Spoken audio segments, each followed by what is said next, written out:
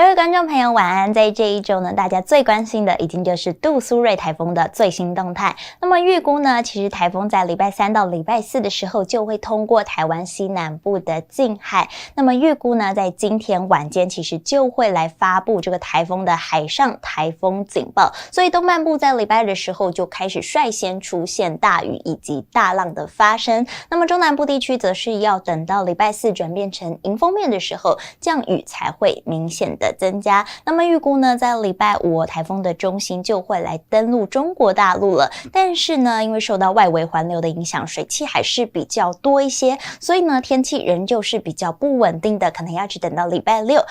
全台各地的天气才会逐步的恢复比较稳定的天气情况。那么接下来看一下卫星云图的部分，目前呢，杜苏芮台风的中心位置是位在台湾东南部海面的920公里的洋面上，而预估后续的移动路径是朝向西北的方向来接近台湾周遭的海域哦，所以呢，预估在今天晚间就会来发布海上的台风警报，而台风呢持续的往西北的方向前进，那么最接近台湾的时候呢，预估是落在礼拜3到礼拜5，也就是7月26号到28号的时候，是台湾受到这个杜苏芮台风影响最明显的时间点。那么我们受到这个台风外围环流的影响，东半部位在迎风面的位置，所以在礼拜2其实就会率先的来出现雨势了。而至于呢，北部以及南部地区要一直等到礼拜3，风雨也才会明显的增加。而礼拜4呢，则是中南部地区开始位在这个台风外围环流的迎风面，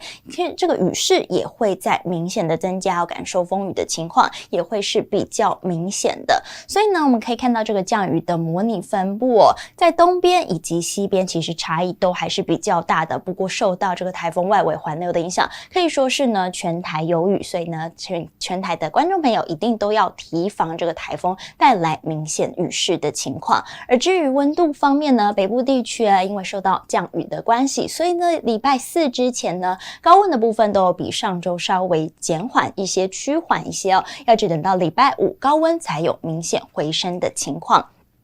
而中部地区呢，在礼拜3以前没有比较明显的雨势，要一直等到礼拜4才有出现明显感受到风雨的情况，所以在礼拜4温度有稍微低一些，其余它天的温度则是落在35到36度左右。而南部地区呢，未来一周的温度则是落在33到34度，而东半部地区则是落在30到33度。最后是今晚到明天白天各地的天气，可以看到呢，其实全台都还是属于云量比较偏多，而预估呢，在今天晚间就会来发布海上的台风警报。那么虽然呢，依照目前的这个最新路径显示，其实台风中心并不会来登陆台湾的本岛，不过呢，还是会受到台风外围环流的影响，其实全台各地都会出现显著的雨势，所以请大家千万不要掉以轻心，一定要随时的来关注台风的最新动态。以上就是今天的播报，我们下次再见。